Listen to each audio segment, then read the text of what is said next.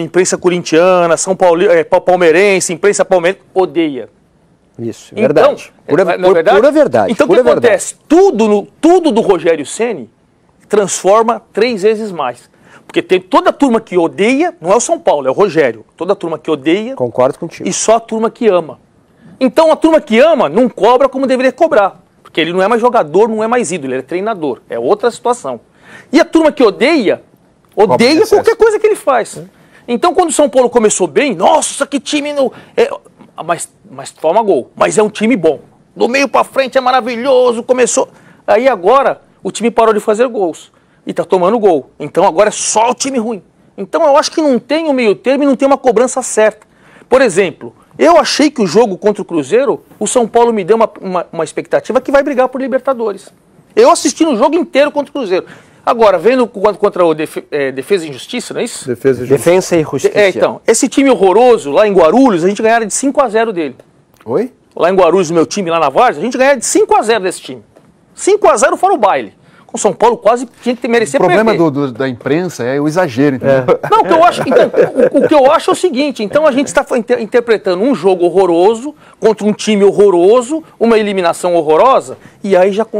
Eu queria uma parte... Não, claro, e aí a gente faz o trabalho todo do Rogério como essa eliminação horrorosa, e esquecendo que o São Paulo saiu por Cruzeiro, o São Paulo saiu por Corinthians, e que o time do São Paulo é regular, não é nem bom.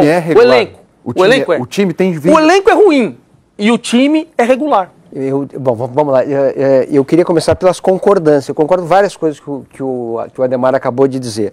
O exagero, acho que tem uma visão polarizada, extremamente preconceituosa com relação ao Rogério, que é taxado como um cara arrogante e insuportável. Ele não é isso.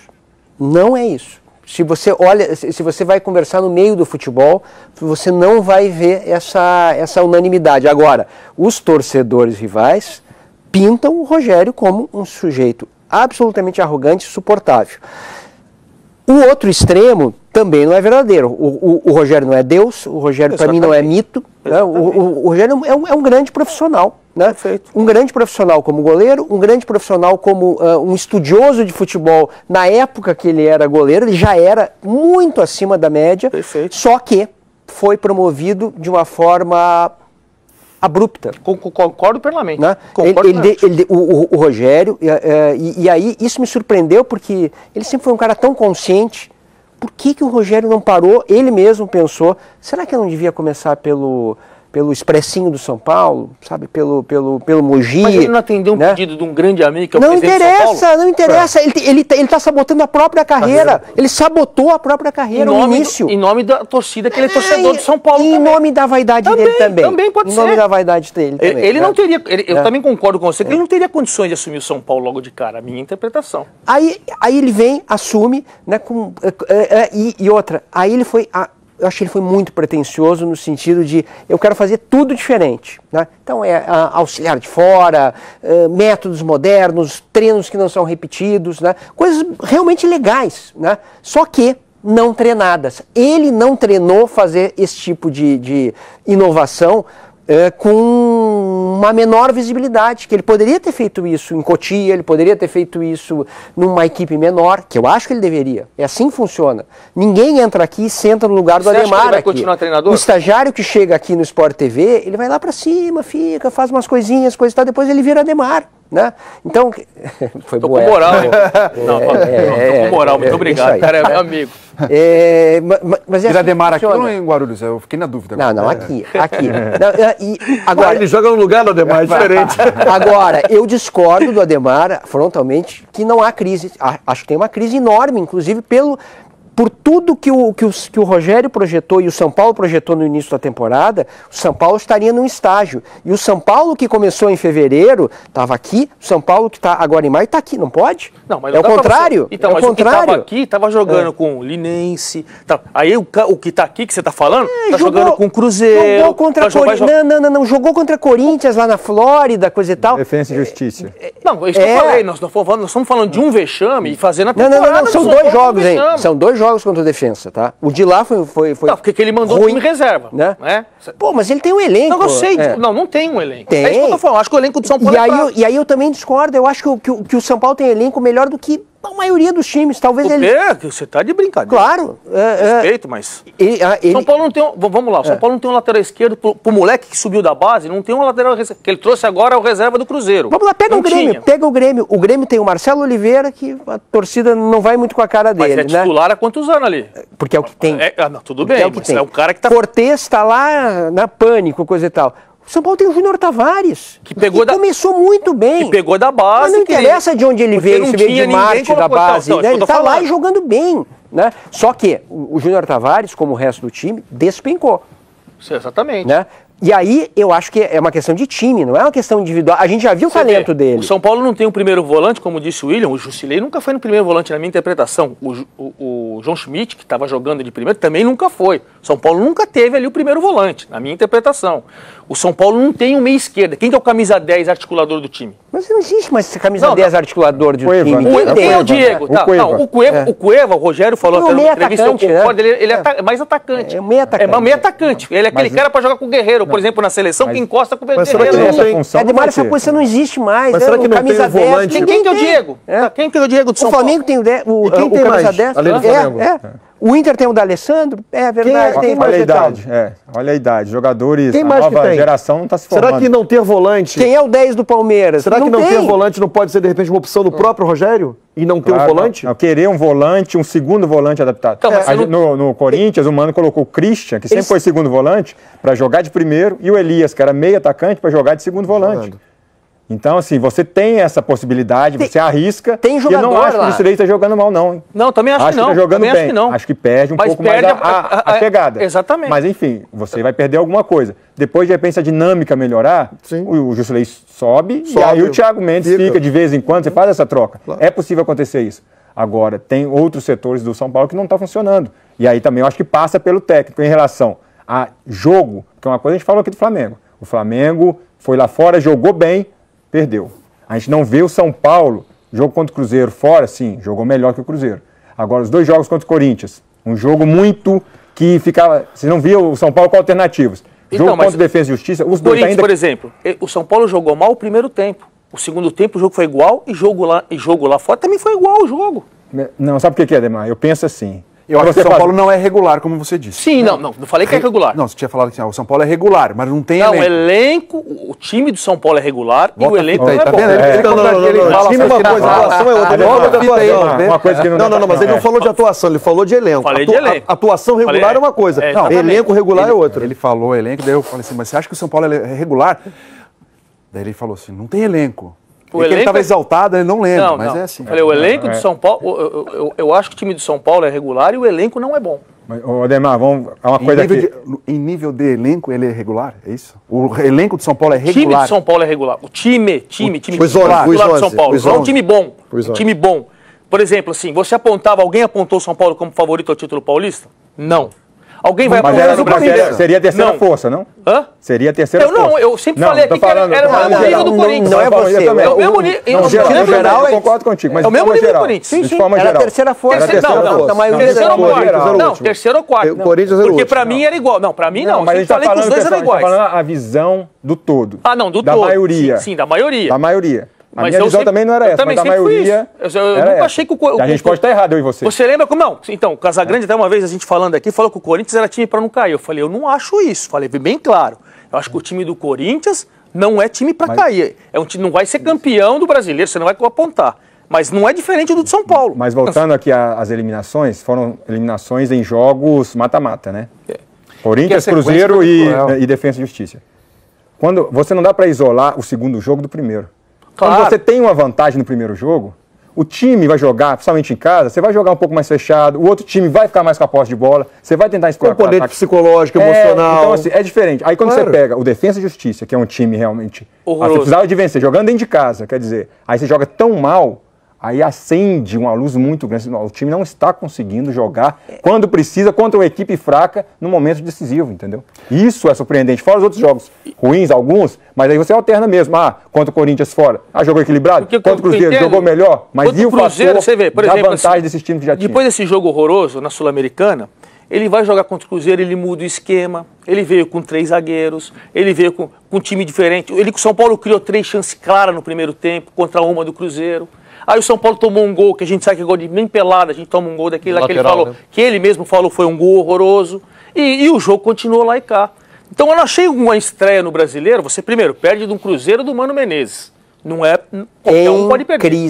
Em crise. Não, você entende assim, eu não entendo. Dentro da sua visão e experiência em São Paulo, vou te fazer uma pergunta. Então, como que pode o Cruzeiro estar em crise, cara? O Cruzeiro foi eliminado no meio da semana também. Então, vamos lá. O Cruzeiro era o único time invicto. Tinha vencido as 2 do Atlético. Isso. Era o melhor time do Brasil. Aí, de repente, perdeu uma final pro Atlético.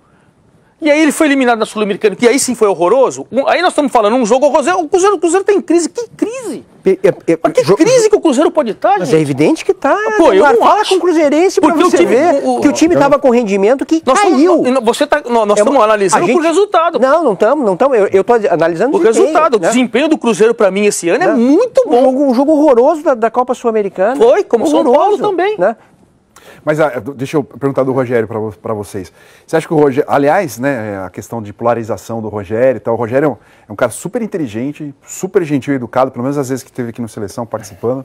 Um ótimo papo, fala sobre todos os assuntos, mas talvez pague por ter sido ídolo como jogador no São Paulo e ter vencido muito e complicado a vida de muitos adversários. Mas você acha que o Rogério não paga um certo preço pela falta de experiência de ser treinador? Né? De estar na beira do campo, que não é a mesma coisa. Ele enxergava o jogo belíssimamente lá de trás, foi um ótimo, grande goleiro. Mais do que isso, ele conhecia... E não estou falando que ele seja ruim, mas a questão o clube de São Paulo como ninguém, eu acho. Né? Ele sabe onde está a chave daquele armário. Né? Ele tem essa... quer dizer, os 30 anos dele dentro do clube de São Paulo ajuda demais. Mas não é receita de bolo, né? Mas não é receita de bolo. É isso. Falta o treinamento. Claro. Faço uma comparação. Claro. O Antônio Carlos, né, o zago, hoje está no Inter. Ele saiu do Santos, foi para o Corinthians ser gerente, saiu do Corinthians, foi ser técnico. Aí ele foi em São Caetano, começou até a fazer um trabalho bom, foi para o Palmeiras, não deu muito certo, depois deu cabeçada, opa, vou parar, vou para fora, vou estudar de fato. Ficou lá 3 anos, foi ser auxiliar técnico. Voltou de novo em pequeno. Voltou no Juventude. Aí fez um trabalho muito consistente que o levou até o Inter. E o Rogério, eu acho assim, que ele perdeu essa oportunidade de estudar mais, de fato, de estar mais numa convivência de parte teórica. Mas e de gestão de pessoas. Não, ele parou, na verdade, ele ficou fora. Não chegou a um ano. Não chegou a um ano. Ele ficou um ano fora do futebol. Fora, exatamente. Mas aí foi para... O que eu acho aqui, é o seguinte, foi ali, fez cursos, mas os cursos ainda não são cursos que dê base para você realmente fazer gestão de um grande clube como é o São Paulo. Você vê nele essa intenção de ser treinador como o Antônio Carlos? Eu não vejo. Estou sendo sincero para você. Eu vejo ele treinador do São Paulo precisou dele.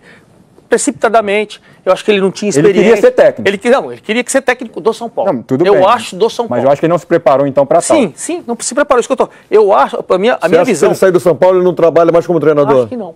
A minha visão. Por opção dele, né? Por opção dele. Convites, claro. Eu tô assim. De repente ele pode ser o cargo do Marco Aurélio Cunha futuramente no São Paulo. Vai saber se ele não pode ser, sei lá, candidato a presidente. Não sei. Mas eu não vejo no Rogério essa intenção de sair, time pequeno, Europa e voltar para ser treinador de qualquer time. Se for isso, está tudo errado. Não, eu acho. Mas eu não tenho informação. Você não pode querer ser técnico. Eu só quero ser técnico desse clube. Aí não dá.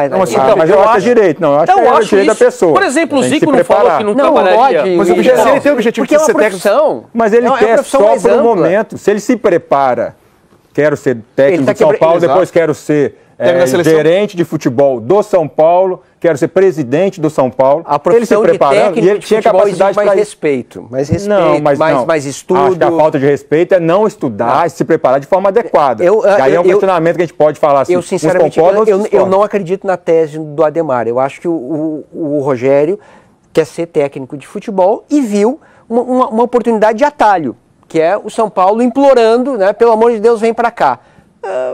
Eu vou. Eu acho que foi mais ou menos assim que cantou a sereia, ele ouviu o canto. Mas ninguém tem certeza. que o Ademar está falando é possível. E eu acho que é factível o cara querer trabalhar só ali. O Giggs está lá no United há quantos anos? Continua na comissão técnica, de repente vai ser técnico lá e não quer sair para outro lugar. Quer dizer, é direito da pessoa escolher, se ela pode escolher, quer ficar só no São Paulo, que ótimo se ele Eu acho que é muito mais falta de respeito você estar numa função que você não tem foco. Entendeu? Ah, eu sou técnico de São Paulo, mas eu não quero ser isso aqui, eu quero ser outra coisa. É isso que eu quero dizer. Milton Cruz, aí é o Milton Cruz, não é o Rogério. O Rogério estava se preparando para ser treinador do São Paulo. Mas o Milton Cruz é técnico hoje. Não, sim. Ele queria ser técnico. Quando o São Paulo, quantas vezes São Paulo falou para ele, não, treinador não, deixa eu aqui e tal, depois eu vou para auxiliar. São Paulo tentou várias vezes com o Milton e o Milton não quis. Vocês lembram? Então, e com convite fora também. Com convite fora, ele teve convites fora. Não. Agora, como ele foi mandado embora de São Paulo, aí ele foi para a carreira. Mas de repente é a opção dele também, né? Sim. Mas eu prefiro ficar como auxiliar no São Paulo do que correr, ficar dando cabeçada. Ele falou isso. A partir do momento que eu não tenho esse trabalho no São Paulo, então eu tenho muito conhecimento. Ele falou isso para mim. Ele fez por segurança. Para os filhos estudarem, a mulher... Então vou me mandar embora se me perder naquele... Exatamente. Ele tem um endereço fixo, ele pode... Essa vida de nômade. Exatamente. Que ele teve como jogador, ele não teve mais. Que nem o Muricy Ramalho, nosso colega. E aí, Muricy, tá gostando de ser comentarista? Tá assistindo falta do clube? Ele falou assim, 10 jogos sem perder, né, irmão? É muito mais tranquilo. Pela segurança se faz tudo. O Muricy parece Mas só uma coisa, tranquilo, né? Qualquer outro técnico no São Paulo, você acha que não estaria sendo falado que era crise? Ou que talvez já tinha caído. Então pronto. Então a gente não está analisando o técnico e a gente passa a olhar a figura representativa. O que eu acho é o seguinte, a única coisa que eu discordo do Serginho é o seguinte, eu não vejo São Paulo em crise. Não vejo São Paulo. Se não fosse o Rogério Ceni. E se não fosse o Rogério Ceni? Não vejo em crise. Não, e se não fosse o Rogério Ceni? Você acabou de dizer que se fosse o outro técnico já tinha ido embora. Então o que é isso? Não é crise? O que eu estou falando para você é o seguinte, eu acredito que o Rogério Ceni não cai esse ano. Não, tudo bem. Que ele vai cumprir o contrato dele, a minha visão. Ele se derruba, ele vai lá se eu não quero. Não, de repente ele pode falar com a diretoria, ele percebe que está arranhando a imagem dele, alguma coisa assim, eles chegam lá para conversa, vou sair, é melhor e tal, ponto. Agora, qualquer um treinador, com a derrota lá com o Corinthians, depois na Sul-Americana, que não fosse um ídolo, mas não é por crise, é por desempenho, que eu estou falando que o São Paulo não está tendo desempenho. Mas se o desempenho não é bom, isso aí não gera uma crise a ponto de mandar o técnico embora? Os técnicos são mandados embora mesmo quando não tem crise? Não, e só para a questão, não vai ser mandado embora. Bom, se bem que... Calma, gente, nem acabei de falar ainda. Tem uma situação, se não me engano, tem uma situação ali, só para te dar um embasamento, o próximo jogo de São Paulo é com o Avaí no Morumbi segunda-feira. Teoricamente, o Avaí vai brigar lá embaixo e o São Paulo vai brigar pelo meio ou pela Libertadores, sei lá. Gravou? Vamos gravar? Gravaram aí? Teoria, mas previsões de... Vamos lá, que o São Paulo perde o empate do Avaí. Aí, se não me engano, é o Palmeiras? É isso? É um clássico, se não me engano. Terceiro jogo de São Paulo, se não me engano. São Paulo toma 2 burdoadas, Avaí e o clássico. Eu acho que aí até, de repente, podem conversar com ele e ele mesmo. Porque olha só, então peraí. É a decisão dele. Aí, só deixa eu acabar que eu tava na fila. Só se for a decisão dele. Pelo amor de Deus, agora você manda no programa ainda por cima. Você lembra da vaquinha do presépio que eu falei? Não. Você tem moral, só para explicar, porque o presidente do São Paulo, o Leco, teve a assinatura do contrato, né? Com o novo patrocinador máximo do São Paulo. Ele falou assim, está garantido até o final de 2018. Só que toda vez que o presidente fala assim, isso que eu ia me corrigir. O Palmeiras falou pro... Tá prestigiado pela diretoria. Daí que ele cai. O presidente do Corinthians falou a mesma coisa do Cristóvão. Não. O Barreto aqui perguntou ao presidente do Palmeiras. O Eduardo Batista? Não, até o final do ano. Não tem problema nenhum. Vocês lembram aqui? Não. Falou aqui. Presidente do Palmeiras, Eduardo Batista. 2 semanas depois... Só acho que só existe um elemento, um sujeito que pode demitir o Rogério. Não é nem o diretor de futebol e nem o presidente, é a torcida. No momento que... Mas a torcida não reclama dele. Espera um pouquinho. Não, mas tá falando isso. Se ela passar a reclamar... Se chegar em algum momento e a torcida gritar fora Rogério, aí... Mas aí vai partir dele, você concorda? Eu acho que a diretoria não vai... Eu acho que vai partir dele. Não. Se tiver a torcida... Aí sinto muito. Eu acho que... E aí tem que ver o tamanho digamos assim, da decepção. Né? Porque já tem uma decepção do torcedor. O torcedor do São Paulo esperava que o São Paulo estivesse num outro momento, estivesse disputando no mínimo Copa do Brasil, disputando no mínimo Sul-Americana. Seria o normal, né? Então eu acho que tem isso. E assim, não que a gente esteja torcendo pela queda do Rogério, não é disso. Ele está discutindo o movimento de São Paulo. pra gente é muito interessante que o Rogério fique, porque é um personagem interessante, é um cara que trouxe aí ideias novas, trouxe uma comissão técnica interessante. E a gente pede tantos treinadores novos como o Zé, como o Carille, se você for pegar, né, assim, a Ponte foi buscar o Gilson Kleiner, que assim, começou assim, a ganhar espaço ali na própria Ponte. Então você vê assim, treinadores. Eu não gosto dessas mudanças, sabe? O Roger, eu fico com pesar porque o Rogério, um grande jogador, uma história magnífica, e poderia, na minha visão, humilde visão, ter estudado um pouco mais, sabe? Está mais preparado. Aí eu vou te falar o seguinte, eu acho que ele só, muito difícil. Eu acho que ele só atendeu o pedido de um presidente que é muito amigo dele, que é o Leco, que ia ter uma eleição, e quando o Rogério Ceni vem para o São Paulo, você pode ver que as coisas meio, politicamente, porque o São Paulo teve uma situação de presidente saindo, de tapa na cara de presidente com diretor de futebol, teve aquela atraso em salário, e aí o Leco começou a colocar a casa em ordem e pediu para um cara que é São Paulino, e acho que aí ele se precipitou. A minha visão, os dois se precipitaram, né? O presidente de convidar e mostrar que se ele viesse, ia colocar a casa em ordem e aí ganharia eleição e poderia trabalhar tranquilamente, e ele de aceitar. Intervalo? Mais alguém vai falar alguma coisa? Chiquinho? Você já mandou a gente aqui. Chiquinho? Tô mandando mensagem aqui, ó. O Alê tá dizendo que a gente tem que parar de falar. Pois é, ele tá perguntando. Acho que mandei agora aqui, ó. Obrigado. Eu agradeço muito. Intervalo aqui no Seleção Sport TV. Já a gente volta com o William, Luiz Ademar, Sérgio Xavier e Francisco Ayala, que tá mandando mensagem para vocês agora no Twitter. Participe, @Seleção Sport TV. O que é, Eugênio? Tranquilo, vamos embora. Intervalo.